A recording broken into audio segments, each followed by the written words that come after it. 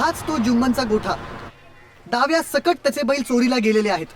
पोलिसांनी तक्रार लिहून घेतली नाही, उलट त्यांनी जुम्मनलाच धमकावलं. काही दिवसातच नांगरणी पेरणीचा हंगाम हा सुरू होणार आहे. अशा परिस्थितीत जुम्मन सारख्या गरीब शेतकऱ्यांना कोणाकडे दाद मागायची हाच खरा प्रश्न आहे. आपण जुम्मन यांच्याशी बोलूयात. जुम्मन, आपली यावर काय प्रतिक्रिया आहे? म्हणजे तो रंगापतंग हरपले ना, तर तुले कस काय वाटून राहिलं ते सांग ना मस्त. काय वाटायचं त्यात? तो हा बाप मसनात गेला तेव्हा तुले काय वाटलं होतं? 2 मिनिट, मी करू का काम माझं? तुम्हाला किती काळजी वाटते ना ते सांगा. पण तुम्हाला सांगून का होईल? अहो, महाराष्ट्रातल्या 11.5 कोटी जनतेला कळू देत तुमचे रंगपतंग हरवलेत ते. त्यानं का होईल?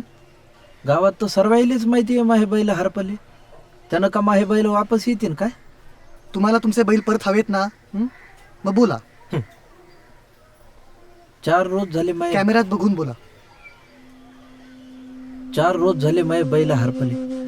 पोलिसांकडे गेलो तर कंप्लेंट नाही लिहून घेत म्हणले ते. आता मी कसं करायचं काम? नांगरटीचा टाइम येईल, बैल कुठून आणायचे? बैल हरवलेला जुम्मन आता काय करेल हाच खरा प्रश्न आहे. शासनाला जाग येईल का? जुम्मनला त्याचे बैल परत मिळतील का?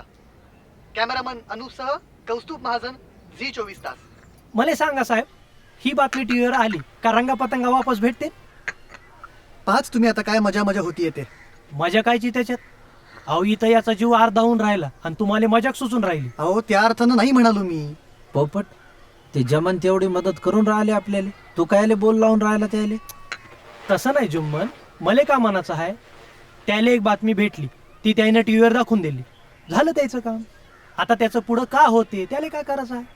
भाडमध्ये गेले जुम्मन आणि त्याचे बैल, असंच का नाही?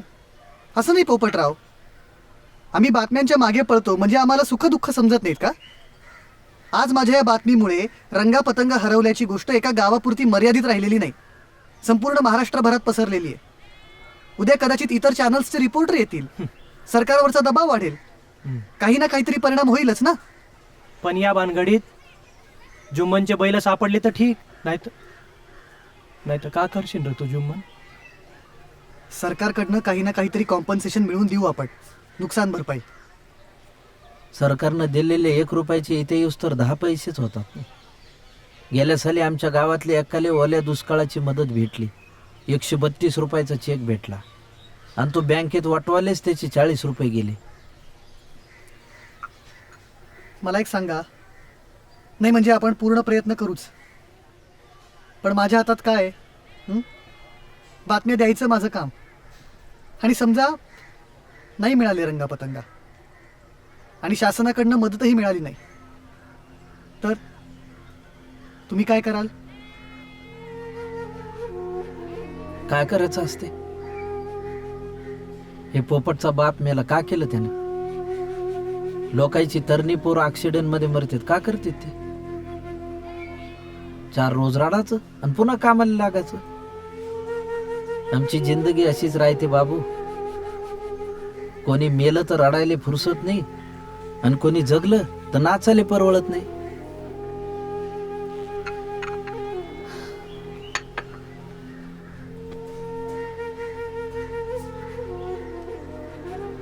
जुम्मनची तक्रार लिहून न घेणाऱ्या पोलीस स्टेशनमध्ये आम्ही जेव्हा पोहोचलो तेव्हा तिथल्या पोलीस अधिकाऱ्यांनी आमच्याशी बोलायला नकार दिला.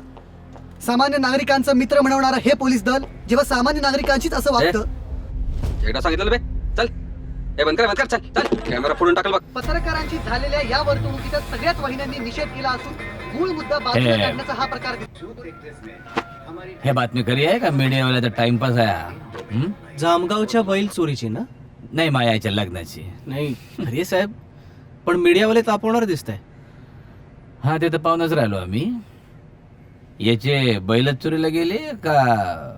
नाही, पोलीस स्टेशनमध्ये कंप्लेंट पण लिहून नाही घेतली आणि वर तुझाच बैल करू अशी धमकी पण दिली तिला. कोण काय तोंडे काय? होय साहेब, साले आमच्याच नशिबात असे नातेवाईक आहेत. त्याला फोन लावायला सांगितलंय. तुम्हीच बोललात तर बरं होईल. त्याचाच दिसतोय फोन. घ्या घ्या घ्या. हॅलो, हां 1 मिनिट, साहेब बोलतात.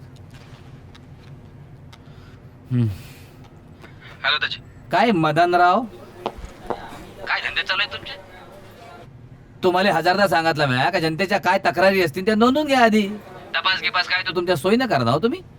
साळू साळू म्हणून तुम्हाला खांद्यावर बसवलं, तुम्ही आमच्या कानात धार सोडून राहिले राजू. अहो, तसं नाही त्याची. तो माणूस फार उद्धट आहे. आधी पोरं हरपली बोलला, मग 5 वर्ष पोराईची उंची 4 फुटे बोलला. मग नाही नाही, हे फालतू रामान मला सांगू नका. हा, एवढेच काही कामधंदे नाही आहेत तुम्हाला. एक हवालदार पाठवा आणि काय त्याची तक्रार आहे ते पहिले नोंदवून घ्या आधी. हां होय दाजी. ते बैल करू म्हणाले त्याबद्दल. आणि हॅलो हॅलो, एक मिनिट. काय बोलले तुम्ही त्याला? हा? तुझा बैल करू? एवढी ठेचाची हौस आली का तुम्हाला? तसं नाही त्याची. हे पहिले भाषा सुधारा तुमच्या आधी. तो मागतो सस्पेंड झालेला हवालदार, त्यानं पण कंप्लेंट केली आहे तुमच्या विरुद्ध. काय तोंडे काय तोंड तोंडाईल ते बोलते म्हणून. हा? तुम्ही ना आता फक्त मलेच तोंडावर शिवाय त्याच्या बाकी राहिलेले आहेत. आणि ऐकून घ्या, ते मीडियावाले तुमच्याकडे यायच्या आधी काय ते तक्रार फक्रार असेल तर नोंदून घ्या आधी. हा, आणि ते बैल करू असं म्हणून जे शेण खाल्लं ना त्या आधी निस्तारा. बैल करू नाही बैल धरू असं बोललो असं सांगत येईल. होय होय होय. हॅलो काय तोंडे, हे आहे ना अशा शिल्लक कंप्लेंट माझ्यापर्यंत आणत जाऊ नका. आता जरा तोंडाला लगाम घाला तुमच्या. बैल करू काय बैल करू? हा, ह्या अशा बोलण्याबद्दल जर तक्रार आल्या ना तुमच्या, तुम्ही नाते फाते ठेवी बाहेर गुंडाळून लक्षात ठेवा. आणि अशा जागी शिंग खुपशीन ना मी, का ना तुमचा बैल होईल ना तुमचा सांड होईल. ठेवा फोन. हां होय. काय यायची भाषा यायची बोलायची? हा? काही स्टेटमेंट द्यायचं का साहेब? अरे काय हो, आता एवढ्या प्रकारावर काय स्टेटमेंट देता तुम्ही पण देशपांडे? तसं नाही साहेब, ज्याचे बैल हरवले तो अल्पसंख्याक समाजाचा आहे. नाही नाही नाही नाही, मला तू काहीही कारण देऊ नकोस रे. तुम्ही होतात ना तिथं, मग त्या देवाने कशी बरोबर मिळाली बातमी? त्या 4 छावणीत तुम्ही काय बैलाचं शेम होतं काय? हा, हे बघ, आता तू ही स्टोरी फॉलो कर. अरे ते दुष्काळ बिष्काळ नको रे बाबा, लोकांना त्यात काही इंटरेस्ट नाहीये. ज्याचे बैल चोरीला गेलेत ना तो माणूस मुस्लिम आहे, हे हायलाइट करू आपण. गावातले त्याचं स्थान, धार्मिक संबंध, असं काहीतरी बातम्या काढ. बघ तू अजून 4 दिवस तिथंच राहा आणि रोज मला 2 तरी नवीन स्टोऱ्या पाहिजे. पाठवशील ना? ठेवा आता.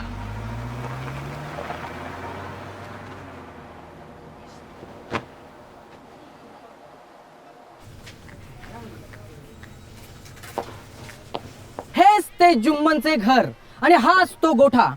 सॉरी ओके चल.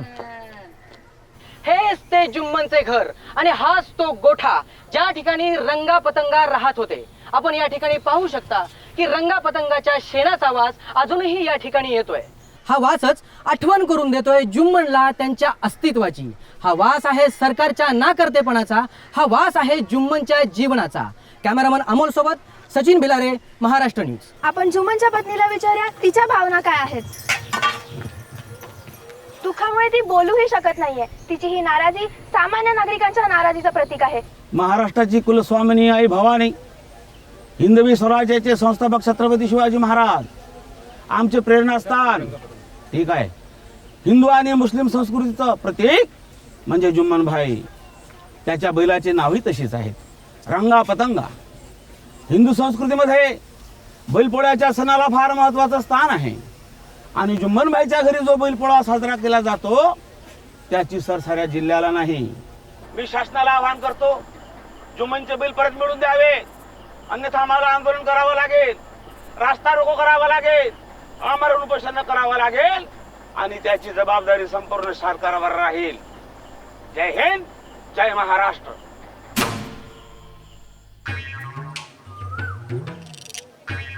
जुम्मन आमच्या गावातलं एक प्रतिष्ठित आणि नागरिक आहे. आमच्या गावात म्हणजे असं मुसलमानांचं आणि हिंदूचं असं काय नाही, एकोपाच आहे. त्याच्या पंक्तीला आम्ही मांडीला मांडी लावून आणि जेवायला एका ताटात बसलेलो आहोत. तो हुशार बी आहे. शेतीविषयी काही अडचण आली तर समद गावकरी त्याचा सल्ला घ्यायला जातेत. अशा आणि माणसाचे बैल चोरीला जाव आणि सापडू आणि नाही, या सगळ्या ग्रामस्थांना लाज आणि काय म्हणतात लाजच वाटून राहिलेली आहे. बैल मिळपतोर जुम्मनला काय पाहिजे ते त्यांनी बिनघोर माझ्याकडून घेऊन जाव. मी त्याला आपल्या सगळ्यांच्या वतीनं साक्षीनं सांगून आणि राहिलेलो आहे. धन्यवाद. धन्यवाद. जुम्मन बहुत मजहबी इंसान है, 5 वक्त का नमाजी है वो। ऐसे इंसान पर खुदा की मेहरबानी होती है। कौमी एकता उसके साथ है। हमारा दर्द सरकार समझ ले।